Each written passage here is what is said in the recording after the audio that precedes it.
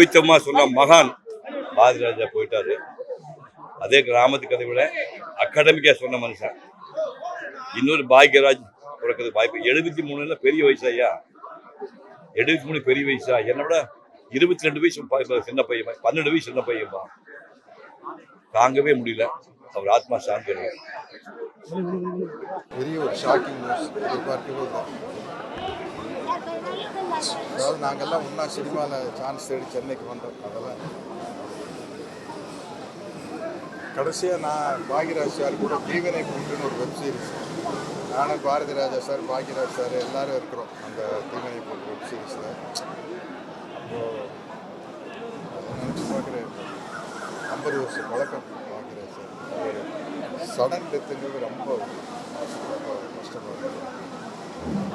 அவரை இவ்வளவு வாழ்நாள் அவருடைய ரசிகர்களுக்கும் என்னுடைய ஆழ்ந்த அனுதாபங்கள்.